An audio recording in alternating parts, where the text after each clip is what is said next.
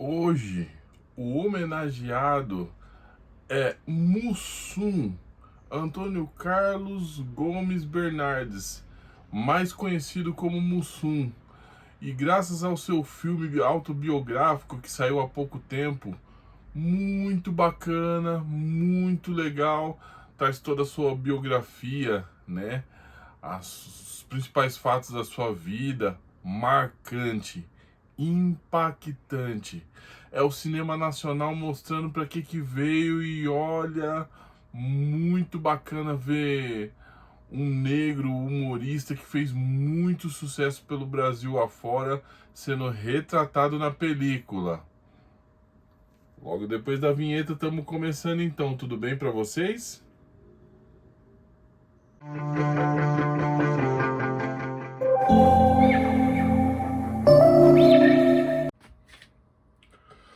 Fala pessoal, tudo bem? Olha, eu sou o Gleison Macalas Paulino, escritor nas horas vagas, e isso não é um hobby, hein? Vamos deixar tudo combinado entre a gente aí para não ficar nenhum tipo de mal entendido. Tudo bem? Combinado então?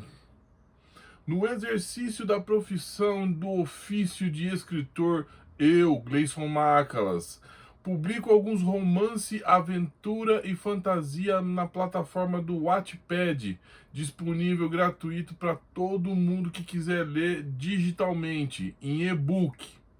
E o meu primeiro romance que eu publiquei lá, com início, meio e fim, é O Homem que se Recusou a Morrer. Trata-se da história de Waiter, que diante da morte, por ser recusado por ela, acabou se tornando um imortal.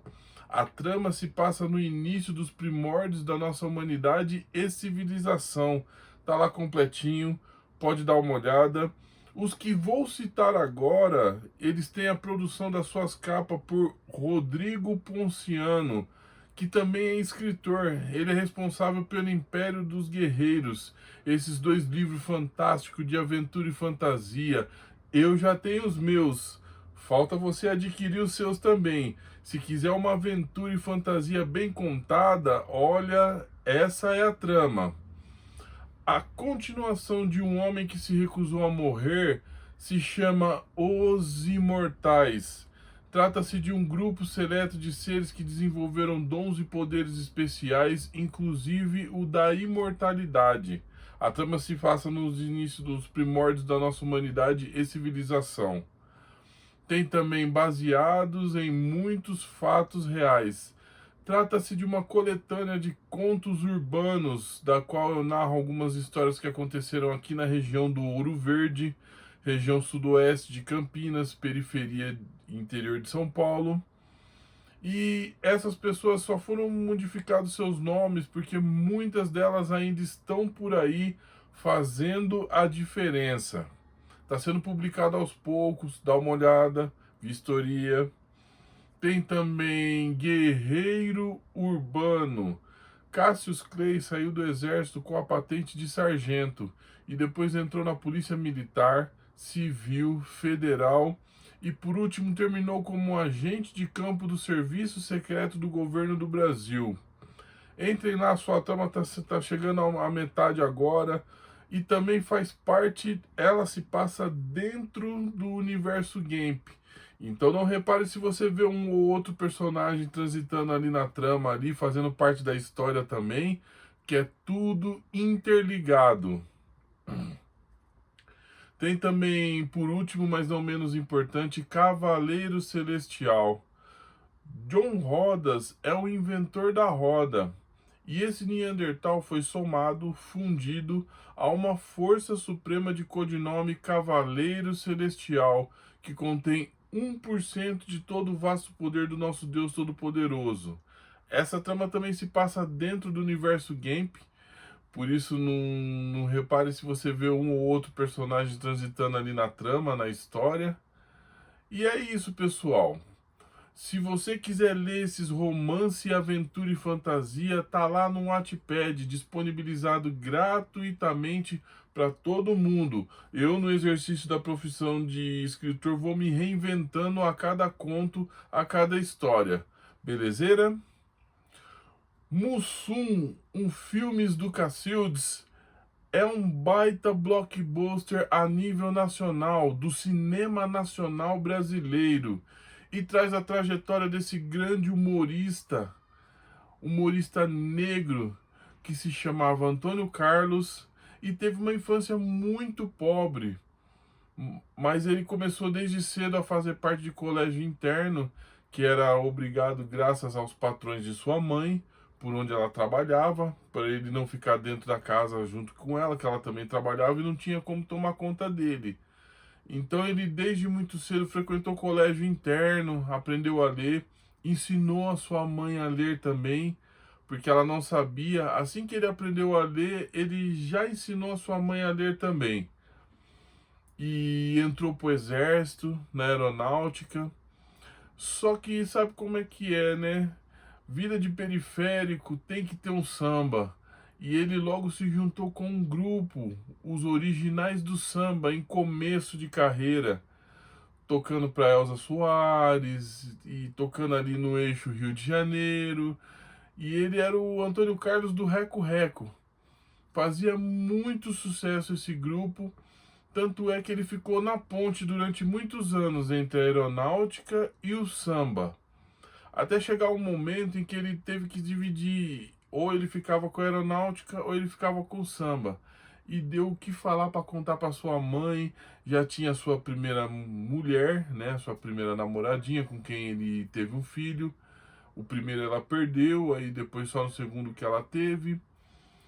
Mas aí ele estava dividido entre a aeronáutica e o samba, e como o samba pagava mais, começou a pagar mais, devido às apresentações com Elza Soares e o pessoal bacana da época, não deu outro jeito, ele logo optou pelo samba.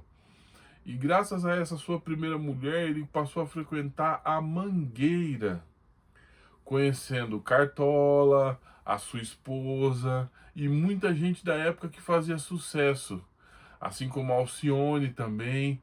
Mas ele se tornou mangueirense de coração, de tanto frequentar aquele lugar, participar dos botecos, das rodas de samba.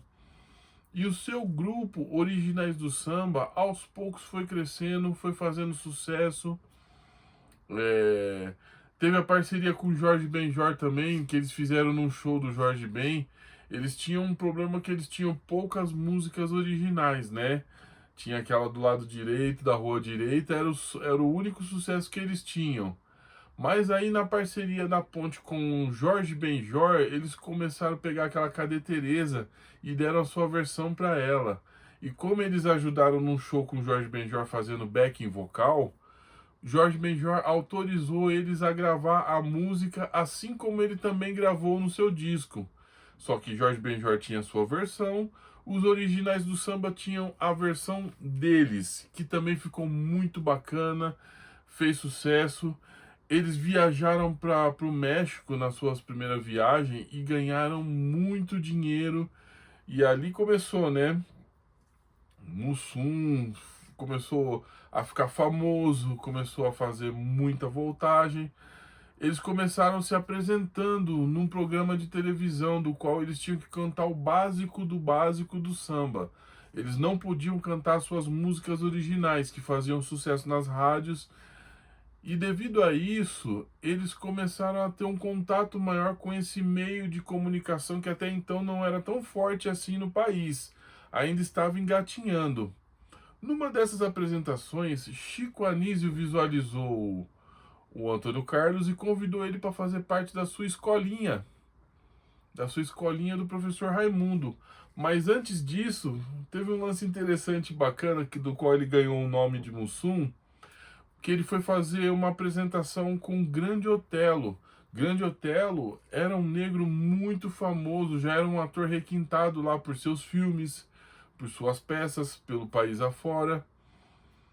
E ele ia fazer uma apresentação junto com o Grande Otelo, porque o ator que ia trabalhar com ele nesse dia faltou. Não tendo ninguém para colocar, eles chamaram o Antônio Carlos, né? Que até então era Antônio Carlos. Aí nessa apresentação eles começaram a se engafinhar, isso, aquilo. Ele pegou o roteiro para ler, o Grande Otelo não queria ler o roteiro, ele era muito do improviso, de fazer as coisas acontecer na lata. E não deu outra, eles começaram a satirizar um ao outro, isso, aquilo, tal, tal, tal. Antônio Carlos tirou o Grande Otelo do sério, que nessa apresentação ele chamou ele de Mussum, Mussum. E, caca, e aí todo mundo, o grupo dele que estava apresentando junto, caíram na risada, e todo mundo deu risada. E sabe como é que é essas coisas de apelido, né? Conforme você rasga de não gostar disso, aquilo, tal, tal, tal, aí é que a coisa pega. Aí todo mundo só passou a chamar Antônio Carlos de Mussum. E aquilo pegou visceralmente. Ele fez parte da escolinha do professor Raimundo com Chico Anísio. Chico Anísio deu uns toques bacana para ele sobre humor, falar Cacildes, Foreves. Tudo no final ele colocava o Cacildes, né? O Wildes, né? E usava uma camiseta aparecendo a barriga, um chapeuzinho tudo virado para cima. Na verdade, Chico Anísio era um grande visionário e ele deu dicas que o Mussum seguiu até o final de sua vida, fazendo humor. Não demorou muito para fazer sucesso, ele foi chamado por Renata Aragão para fazer parte dos Trapalhões. E até então, Renata Aragão fez um contato extenso e fez muito sucesso o programa deles, que na verdade, Mussum já tinha amizade com o Dedé. Começou a desenvolver amizade com o Dedé, aí o Dedé conhecia o Didi, aí aos poucos eles foram se montando, chamaram eles. Não demorou muito, se juntou o Zacarias à trupe, ao quarteto. E o resto é história. Os Trapalhões estreou na Tupi e fez muito sucesso de domingo, batendo os programas da Globo, que não teve o que fazer a não ser contratar o quarteto para fazer parte do quadro da sua emissora. E Didi fez um contrato cheio de cláusulas, cheio de extensão, isso, aquilo, porque pode parecer que não, mas Didi era o cérebro dos Trapalhões. Ele que escrevia as histórias, escrevia as tiragens, montava muita. Ele, na verdade, era roteirista, produtor e etc. Eles começaram a fazer muito sucesso no programa atual, não demorou muito, eles estavam na Globo com um salário monstruoso. Um salário de artista mesmo, peso pesado. Não demorou muito pro Mussum estar com a sua casona própria, uma casona de luxo, que ele trabalhou uns tempos na noite paulistana e foi onde ele conheceu todo esse pessoal, que era lá que vinha o dinheiro. E não demorou muito para ele receber o intimato. Ou ele ficava no Originais do Samba, ou ele ia para comédia de vez.